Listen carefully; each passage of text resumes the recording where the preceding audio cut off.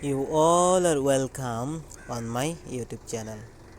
My dear student, today I am going to explain the all surface area of cone. Okay, my dear student, ये complicated exam में पूछा जाता है और class 9 maths का lesson number 13 जो है उसमें भी कौन का रिलेटेड बहुत सारा क्वेश्चन है। ठीक है, तो अब देखिए कौन होता क्या है। तो ये है कौन का एक शेप है, ये है कौन का एक शेप। ठीक है, और इसमें जो सर्कल जैसा कुछ होता है ये भी आप लोग याद रखिएगा। और यहाँ से मिडिल पॉइंट से जो जाता है और ये है रेडियस आर, और ये जो सीधा लाइन है ये है आपका ए से। ठीक है, और ये जो स्लैंटिंग मतलब जो थोड़ा स्लैंटिंग लाइन जो आया है, कार्व लाइन जो आया है थोड़ा बेका करके सीधा, तो इसको बोलता है स्लैंटिंग हाइट बोलता है इसको। ठीक है, तो आप देखिए जो पहला ये है कौन, कौन आप लोग याद रखिएगा। ठीक है, ओके माय डियर स्टूडेंट, अभी देखिए ये है आपका क्या है, कौन है। ठीक है, ये है कौन।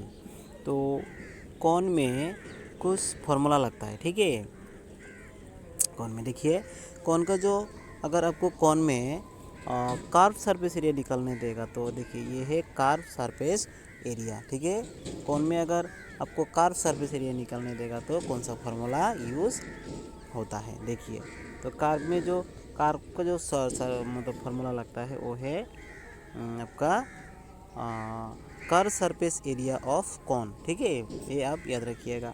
कर्व सरफेस एरिया ऑफ कौन में जो फार्मूला लगता है वो होता है C S A means curve surface area of cone. इसमें जो फार्मूला लगता है वो है पाई आर एल। ओके, और पाई का जो वैल्यू होता है, पाई का वैल्यू होता है आपका 22/7। ओके, 22/7 होता है पाई का वैल्यू।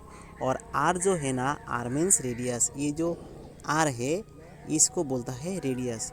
ठीक है, रेडियस जितना दिया रहेगा उसको मतलब क्या है, पाई के साथ, पाई का वैल्यू के साथ, रेडियस के साथ और जो लेंथ दिया रहेगा इसके साथ मल्टीप्लाई करना पड़ता है। ठीक है, ये आप याद रखिएगा।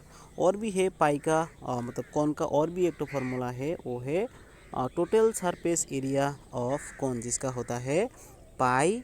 ठीक है, pi r l, pi r bracket l plus r, ये वाला फार्मूला लगता है। ठीक है, तो ये भी याद रखिएगा, T S A mean total surface area. और एक तो होता है वॉल्यूम, वॉल्यूम ऑफ कौन, वॉल्यूम ऑफ कौन में होता है 1/3 पाई आर स्क्वायर एस होता है, ये भी आप याद रखिएगा। ठीक है, तो अभी चलो देखिए, देख लेता है कि इसका रिलेटेड एक क्वेश्चन। ठीक है, तो पाई का मतलब कौन का कर्व सरफेस एरिया कैसे निकलता है। ठीक है, अब ये फार्मूला भी आप लोग याद रखिएगा। ठीक है, क्योंकि अगर कौन का टोटल सरफेस एरिया निकालने देगा तो आपका यही फार्मूला यूज़ करना पड़ेगा, pi r bracket l plus r, और वॉल्यूम होता है 1/3 pi r square s. Find the curve surface area of a right circular cone whose slant height is 10 centimeter and base radius is 7 centimeter। तो कैसे draw करता है मतलब slanting line. तो देखिए कार्व का ये वाला जो है लाइन जो है इसको ही बोलता है आपका स्लैंटिंग लाइन। तो देखिए, तो पहले ऐसा होता है कार्व, तो ये वाला है, तो इस तरफ से एक तो सीधा लाइन ऊपर की तरफ जाता है। ठीक है, और ये इस तरफ एक तो आता है, इस तरफ एक तो लाइन आता है और इस तरफ एक तो लाइन आता है। ये जो लाइन है ना इसको बोलता है स्लैंटिंग हाइट। ठीक है, और ये मिडिल पॉइंट से इस तरफ जो रहता है इसको बोलता है आर। ठीक है, इसको आर बोलता है। तो आप देखिए मतलब फिर एक बार देखिए अच्छा से, तो मतलब कैसे ड्रॉ करता है ये है, समझ लीजिए। ये जो मिडिल पॉइंट है, मिडिल पॉइंट से जो इस तरफ से जो लाइन जाता है इसको बोलता है आर, और ये जो लाइन है इसको बोलता है स्लैंटिंग हाइट। ठीक है, और इसको बोलता है हाइट। तो अब याद रखिएगा, यहाँ से इस तरफ जो जाता है वो होता है आर, ये जो सीधा लाइन है इसको बोलता है एज, और जो तेरा लाइन आया है इसको बोलता है स्लैंटिंग हाइट। तो इस क्वेश्चन में क्या बोला देखिए, find the curve surface area of circular cone whose slant height, मतलब स्लैंट हाइट मतलब इस वाला लाइन को बोल रहा है स्लैंट हाइट, ठीक है, slant height whose 10 centimetre base radius is 7 centimetre, ठीक है। तो अभी वैल्यू को पुट कीजिए, देखिए तो क्या होगा, पहले फार्मूला लगा लीजिए। पहले जो फार्मूला मैंने बोला है कर्व सरफेस एरिया का जो फार्मूला होता है पाई आर एच, और पाई का वैल्यू कितना होता है, पाई का वैल्यू होता है 22 डिवाइडेड बाई 7, ठीक है, इंटू इसका आर कितना है, रेडियस है आपका 7, ठीक है, रेडियस है आपका 7 इंटू ये वाला है 10, ठीक है। अभी देखिए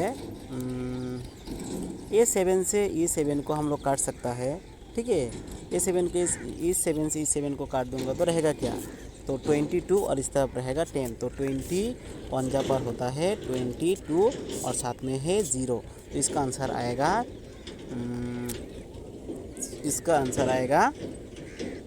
आपका, इसका आंसर आएगा 220। तो देखिए 22 है, तो पाई का वैल्यू कितना है, पाई का वैल्यू है आपका 22, ठीक है, डिवाइडेड बाय 7, हाँ, इंटू आर कितना है 7 है, इंटू एल कितना है, एल है आपका 10।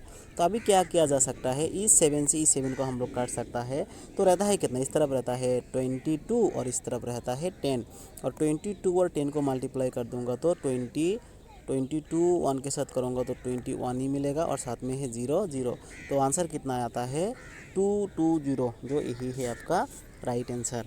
और एक बात याद रखिएगा, कौन से रिलेटेड जितना भी क्वेश्चन है, अब सभी क्वेश्चन का आंसर कोई भी एग्ज़ाम में आप करेक्ट कर सकता है, लेकिन आपको कुछ फार्मूला याद रखना पड़ेगा, जो फार्मूला मैं इस वीडियो में डिटेल्स में बताया है। तो आई होप आप लोगों को समझ में आया, और कुछ प्रॉब्लम है तो वीडियो का कमेंट बॉक्स में मुझे पूछ सकता है। तो आज के लिए इतना है, और तब तक के लिए बाय, फिर मिलता है किसी नया वीडियो में, नया क्लास में। Thanks for watching, don't forget to share and subscribe my